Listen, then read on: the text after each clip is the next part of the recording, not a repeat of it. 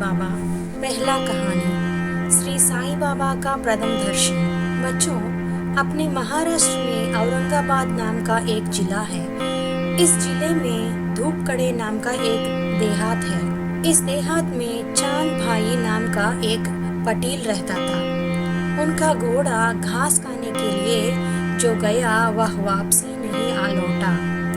काफी समय हुआ, घोड़ा नहीं आया। चांद भाई उसे ढूंढता रहा। ढूंढते ढूंढते उसे 16 वर्ष का एक सुंदर युवक फकीरी वेशभूषा में दिखाई पड़ा। युवक ने चांद भाई से पूछा, क्या ढूंढ रहे हो पटेली जी?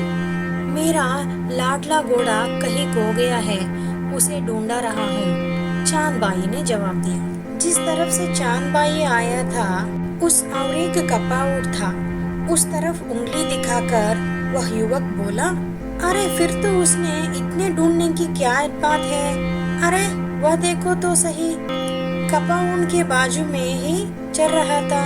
चांद भाई ने देखा तो सचमुच उस युवक ने कहने के अनुसार वह घोड़ा था। चांद भाई अचरज में पड़े कि इस फकीर ने मुझे पटेल पहचान कर कैसे पुकारा और ठीक मेरा ही घोड़ा पहचान कर उसका पता कैसे बताया। चांद भाई समझ आ गया कि यह कोई साधु व्यक्ति होगा।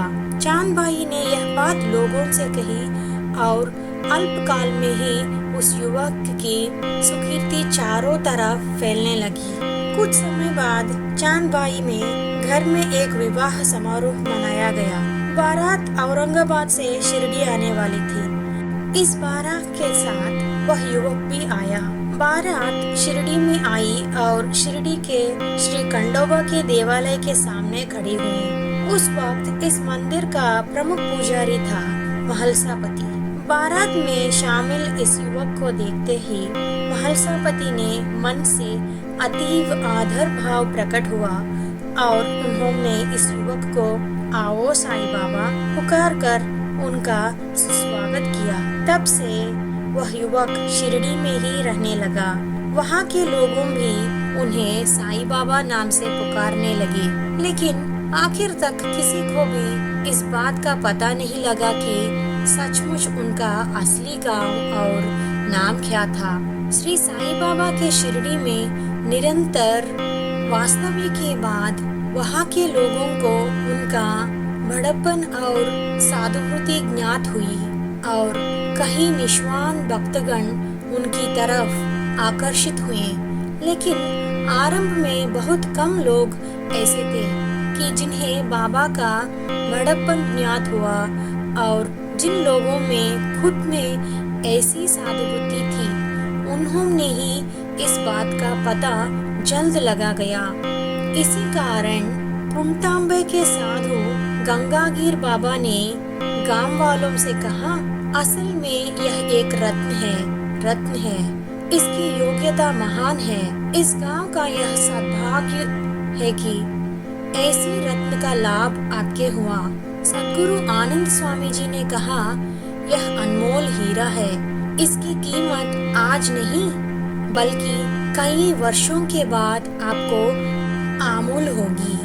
आज बम्बई, पूना आदि अनेक संस्थानों से एसटी से हम शिरडी आसानी से जा सकते हैं। मध्य रेलवे से मनमाड या कोपरगांव पहुंचने के बाद वहां से भी शिरडी तक बस ही सुविधा है। श्री साईं बाबा जब शिरडी में पधारे तब शिरडी एक मामूली गांव था।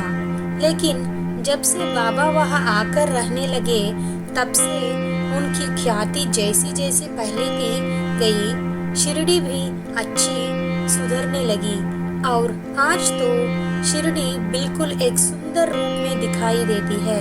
श्री क्षेत्र पंढरीपुर की तरह शिरडी आज एक प्रसिद्ध पवित्र क्षेत्र है। हर साल हजारों नहीं लाखों भक्तगण शिरडी जाकर श्री बाबा के पवित्र समाधि स्थान का दर्शन करते हैं। असल में जब बाबा वहाँ थे तब जैसे अनुभव उनके भक्तों को होते थे उसी तरह के अनुभव आज भी उनके भक्तों को शिरडी में और अन्यत्र होते हैं। ऐसे यह तौर संत करीबन